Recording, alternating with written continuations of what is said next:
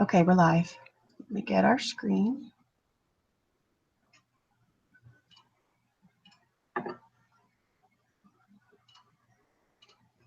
And our person. Okay. This is the presentation on mental health treatment by Becky Johnson and Meredith Kober.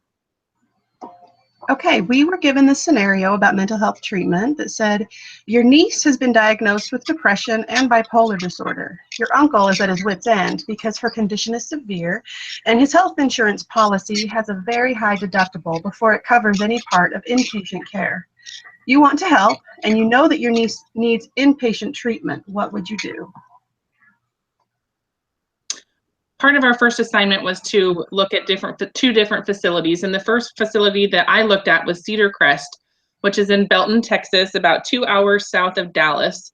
It has about 114 beds and is a private facility.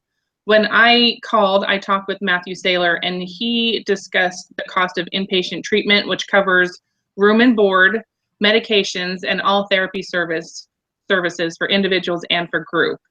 If you do not have insurance, it would cost $800 a day, regardless of your age, if you're a child, adult, or teen, and they will take payments.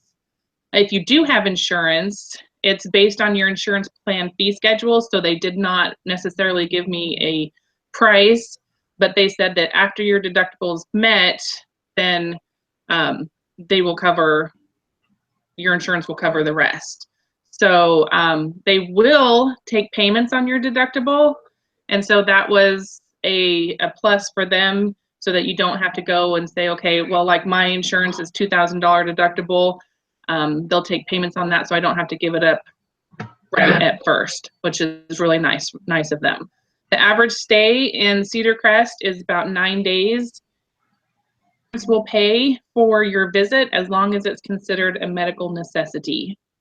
Cedar Crest also has a partial outpatient treatment, which is where you would come in the morning at 8 o'clock and stay all day and have group meetings, individual therapy with a psychologist, and lunch, and then you'd leave about 3:30. So you would come back every day as needed. If you did not have insurance, it costs about $300 a day.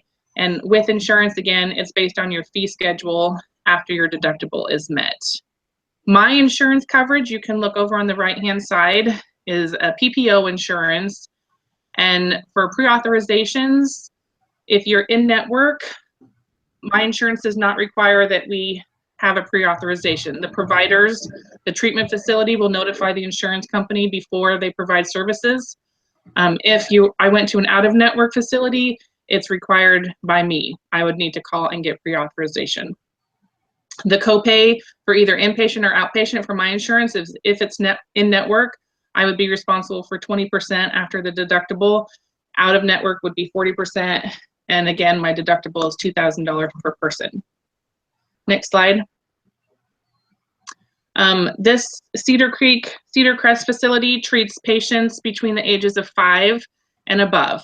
So children ages 5 to 17 are admitted without their parents. They go through treatment alone. Parents are not allowed inside the units because of HIPAA violations and to protect the privacy of others. The payer mix of this facility, that means what percentages go to what type of payments. The cash pay patients pay about 1%. Medicaid is responsible for 9%. Managed Medicaid, which is a CHIPS program for children here in Texas, is 48%, and insurance payers are 49%. And I asked Matthew one of the impacts that the Affordable Care Act had on mental health services, and he said that patients' deductibles have increased so much. Sometimes they're anywhere between $5,000 and $10,000, and that patient has to meet the deductible before the insurance kicks in. And most people don't have that much money just sitting around. And so it makes it really hard for the patients to pay for their whole deductible right up front, which is why this facility takes payments on it. And so they'd have to pay for essentially their whole visit with their deductible. And so it was really hard for patients to do that. Next slide. The legal law here in Texas says that if a patient is a minor under the age of 16, they must be admitted by a legal guardian, and they cannot be signed out by themselves. They have to have a legal guardian sign them in and out. If a patient is over the age of 18, they must willingly admit themselves unless treatment is court ordered.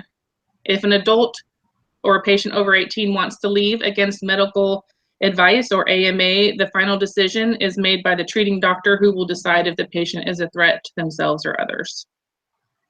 And in Texas, there are a few free mental health facilities. There's one in Waco, and there's also another one in Tarrant County. There's some in Dallas County as well. For those who don't have insurance or can't afford a regular facility, but there's a long waiting list, and the hospital in Waco only allows 3 free patients at a time. So the chances of getting in are very slim. If the patient is a threat to themselves or others based on their psychological state, there are services that are arranged with local area hospitals when, if they are needed, when they're available. You could be referred to a free county mental health facility, which does not turn patients away who don't have insurance, and they will accept payments for those who have insurance, but again, there is a long wait to get in. And if you do not qualify for Medicaid, there is no other type of financial assistance offered in Texas for mental health care. Next slide. Okay, and I contacted the Utah State Hospital in Provo, Utah. This is a state-run facility. They have 322 beds. I spoke to Sharon Turner. She was a contract analyst over patient accounts. And just for an overview, they have 150 adult beds, 100 forensic beds, and those are for people who have found not competent to stand trial. So that's where they get sent. And then for pediatric, they have 20 beds for children under 12 and 52 for teenagers. So the cost of inpatient treatment there, which also covers room and board, medications, and all therapy services. For an adult, it's $490 per day. And for pediatric, it's $780 per day. And they said the average stay for pediatric is 6 months. So that would be upwards of $140,000 for those 6 months. And in Utah, the only state benefits available are also Medicaid. And she said that that only covers the Utah State Hospital if you're under the age of 22 or over the age of 65. And I did some research, and Utah Medicaid uses prepaid mental health plan, and Medicaid states that the inpatient mental health care must be in a hospital. So I'm guessing that means it has to be in a normal hospital, not this Utah State Hospital. And just for information purposes, my insurance is also a PPO, but it does require pre-authorization for any inpatient mental health treatment, or you have to pay a $400 penalty. And then after, there's a $2,000 deductible, and then I would pay 20% after the deductible is met. And one thing different about the Utah State Hospital than a private facility is that you must be referred by a local mental health agency and have a court order for civil commitment. And to get the court order, you have to meet 5 criteria, and one of those is that you are a danger to yourself or others. So you can't just go and admit yourself or show up and say, I'd like to be admitted. You have to go through a referral and a court order to go to the Utah State Hospital. The payer mix, this is just estimates that the lady I talked to gave. She said insurance is about 60%, about 20% have Medicaid, and 20% have Medicare. And I asked her about the impact of the ACA on mental health services, and she says, although the ACA has expanded mental health coverage for families and individuals, the administrators, quote, have to jump through a lot more hoops now. And she had to go, and so I couldn't ask her what she meant by that. Meredith had talked about some of the coverage that is required by the Affordable Care Act for qualified health plans. And one of those is, of the 10 essential health services required, one of those is mental health services and addiction treatment.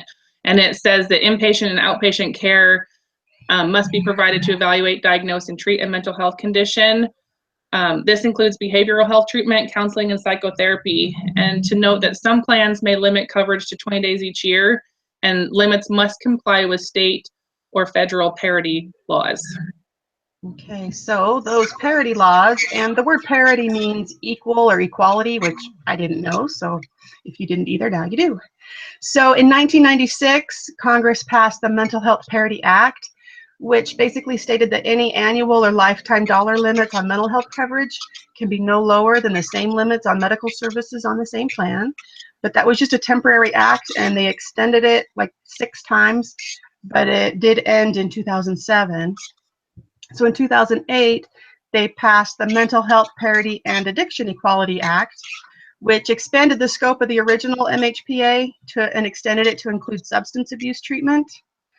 And so it says the act requires health insurers as well as group health plans to guarantee that financial requirements on benefits, including copays, deductibles, and out-of-pocket maximums, and limitations on treatment benefits, such as caps on visits with a provider or days in a hospital visit, for mental health or substance use disorders are not more restrictive than the insurer's requirements and restrictions for medical and surgical benefits.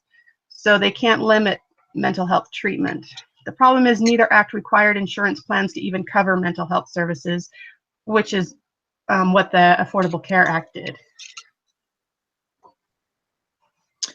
This is not required as part of our presentation, but I just thought it was interesting and wanted to share some of the admissions process if you are going into one of these facilities. If you needed to go in, they do assessments 24 hours a day, 7 days a week by a clinician, and they will be there to assist, support the patients and stabilize their recovery needs.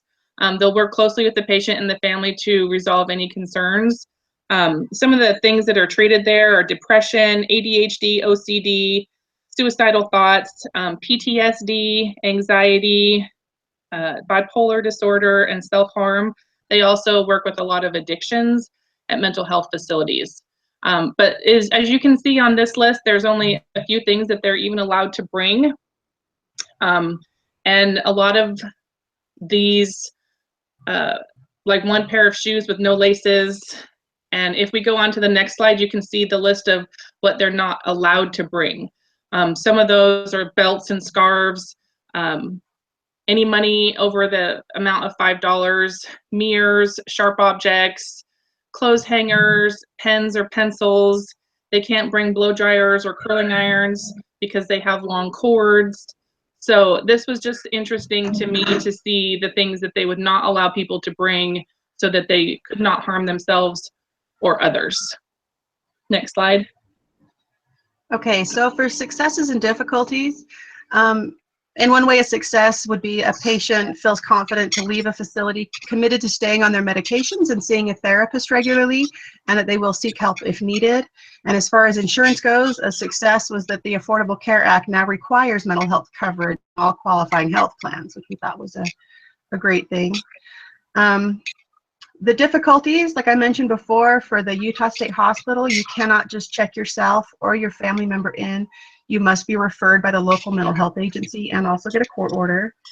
In Texas, a 17-year-old is not considered an adult or a child. This means that they're allowed to sign themselves in and out regardless of parent wishes, except if court ordered or if a threat to themselves or others. So we thought that was interesting that a 17-year-old is kind of fallen through the cracks a little bit there. And one of the difficulties as far as treatment is just patients not being fully treated and needing to be readmitted. Some advice that Meredith and I had both asked the people that we were interviewing was what were some advice that they would give us for those going through the process. And Sharon Turner from Utah State Hospital said that although they have rooms available at USH, it can take a while for the referral. So to get help as soon as possible from your local mental health agency, there may be a waiting list of up to 90 days to be seen by a psychiatrist. And Matthew Saylor here in Texas said, as far as going through the process, whether you are a family member or patient, remember to be open to medication changes and treatment. Don't shut down and let the treatment work. Okay, and so how does having a knowledge of the mental health industry apply to our careers as healthcare executives? Well, even though you may not end up working in a mental health facility, mental health needs can be identified in many situations. You may be in a hospital, a doctor's office, or even a long-term care center and have patients that may need to be referred for mental health treatment. So understanding the available options and insurance coverage, I think, is very beneficial for all healthcare administrators. Part of our assignment was to help our niece decide which facility to choose between the two that we had listed. And with Cedar Crest, some of the advantages were that it's a smaller facility and that you can have immediate admission, meaning that you didn't have to wait. Some of the disadvantages is that it's more expensive. But with Utah State Hospital, some of the advantages were that it was less expensive, and disadvantages were that it may take a long time to get a referral and a court order. So based on these examples, even though it's more expensive for adults anyway, we chose the private Cedar Crest facility for our first inpatient experience because of the lower capacity of patients, the smaller size of the facility, and the easier it is to get admitted process, which is a big consideration for inpatient services who need help as soon as possible. And with Cedar Crest, you could get that help started more quickly than you could with USH. Okay, and so just some questions for the discussion board. Does your state offer any benefits other than Medicaid to help offset the high cost of inpatient mental health treatment?